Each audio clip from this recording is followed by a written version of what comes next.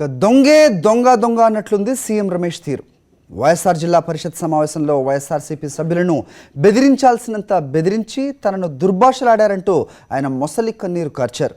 CM Ramesh Rajya Sabha సభ్యత్వంపై చెలరేగిన వివాదం సద్దుమణిగాక ప్రొద్దుటూరు ఎమ్మెల్యేలపై మరోమారు తన మాటలతో కాలు దువ్వారు ఆయన.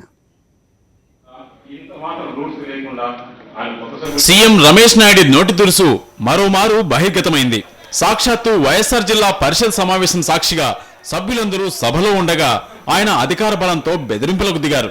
సమావేశంలో అడ్డుకుంటున్న వైఎస్ఆర్ కాంగ్రెస్ సభ్యులను ఉద్దేశించి తాము అధికారంలో ఉన్నామని, తలచుకుంటే ఏమైనా చేయగలమని బెదిరించారు.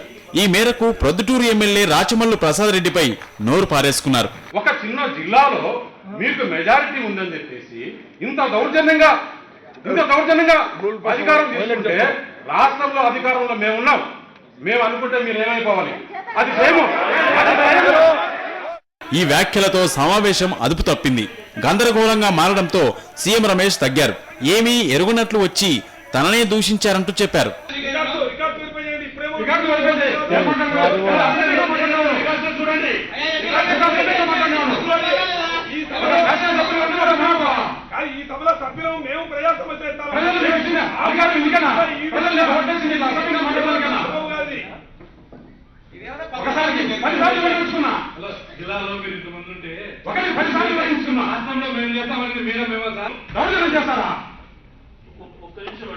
ఇలా బెదిరించి తనపైనే వైఎస్ఆర్ కాంగ్రెస్ సభ్యులు దౌర్జన్యం చేశారని నానాయాగి చేశారు సదరు పార్లమెంటు సభ్యుడు. శ్రీనివాస్, కరెస్పాండెంట్, సాక్షి న్యూస్, వైఎస్ఆర్ జిల్లా.